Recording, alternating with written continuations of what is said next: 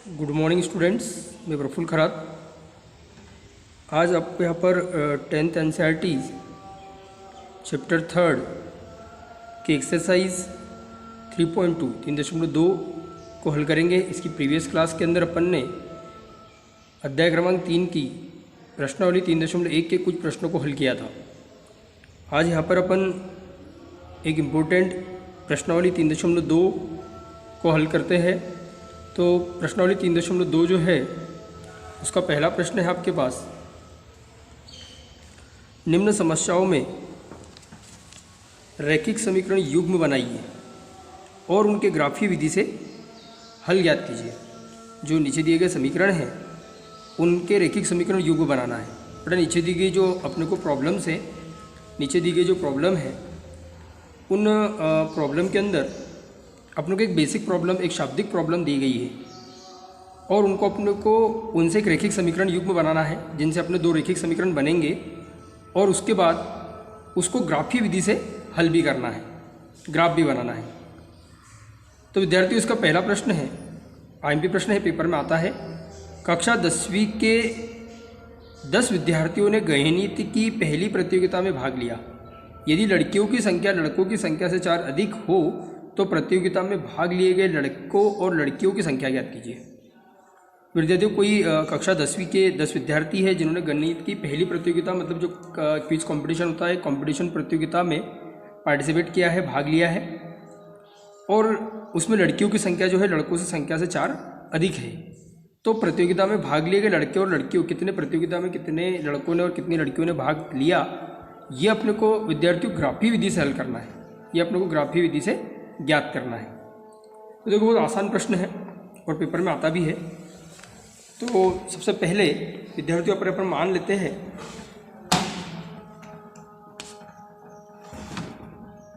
माना लड़कियों की संख्या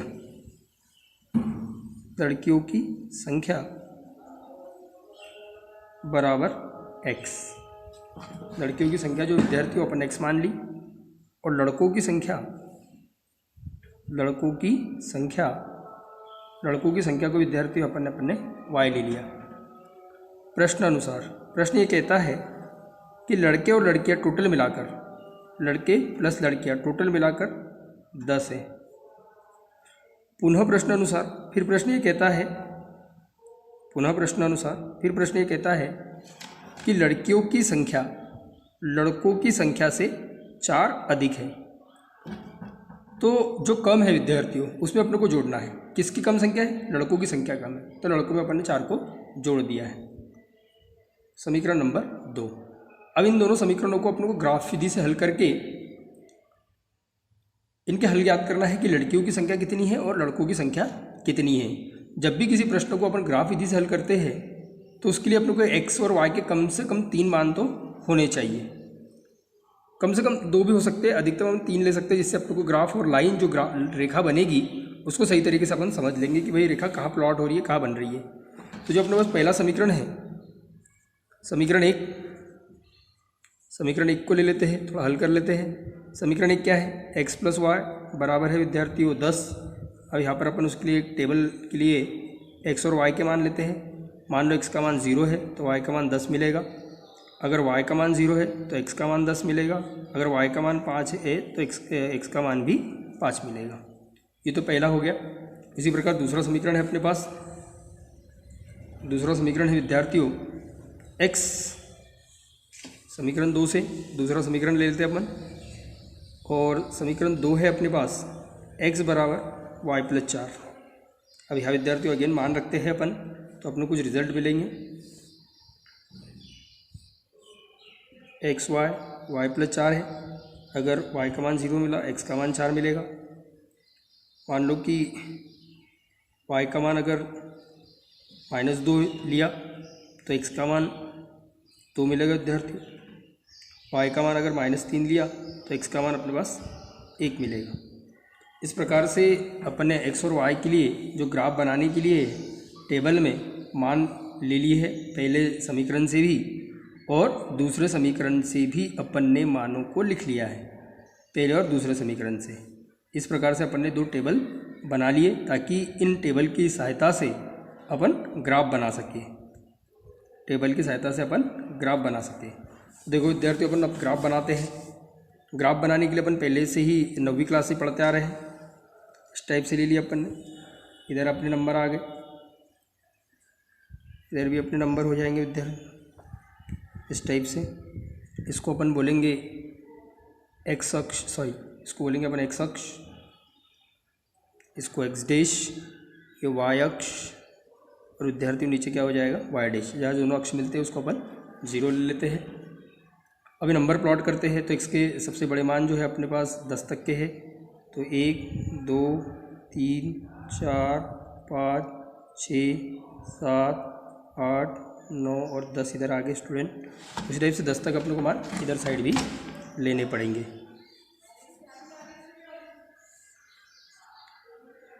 1 2 -1 -2 -3 -4 -5 -6 -7।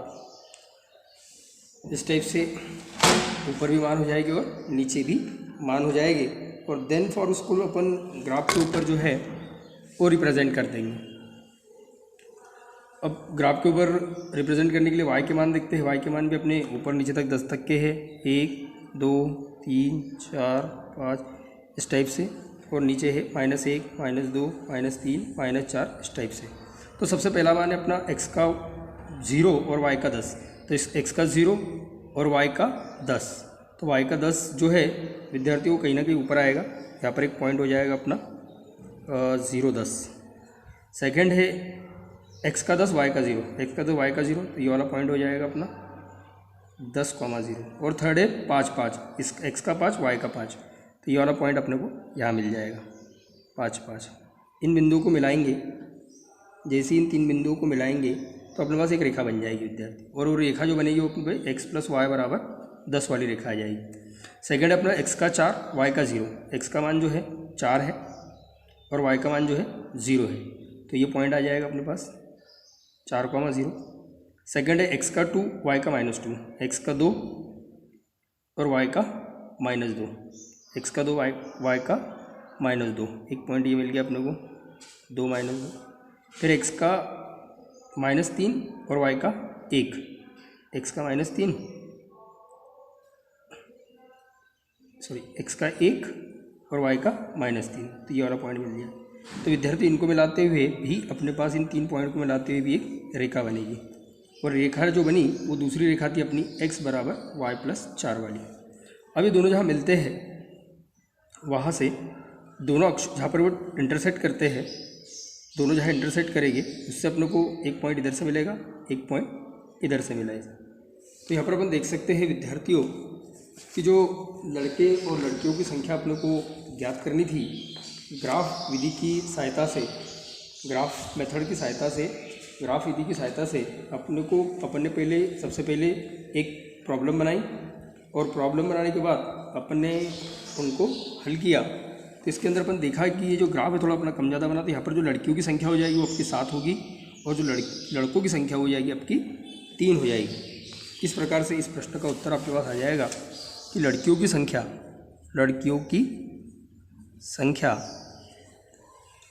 संख्या जो है वो x बराबर हो जाएगी 7 और लड़कों की संख्या y बराबर हो जाएगा विद्यार्थियों 3। तो इस प्रकार अपन देख सकते हैं कि लड़कियों की संख्या जो है लड़कों की संख्या से अधिक है। और कितनी अधिक है? 4 अधिक है। ये अपना 3.2 प्रश्नावली थी उसका पहला प्रश्न है। इसी प्रकार से दूसरा प्रश्न दिया है 5 पेंसिल तथा 7 कलमों का मूल्य 50 रुपये है, जबकि 7 पेंसिल और 5 कलमों का मूल्य 46 रुपये है। एक पेंसिल तथा एक कलम का मूल्य ज्ञात कीजिए। अब अपने पास 5 पेंसिल है और 7 कलम है तो उनका मूल्य 50 है, जबकि 7 पेंसिल और 5 कलम है तो उनका मूल्य 46। तो एक पेंसिल और एक कलम का मूल्य अपने को जो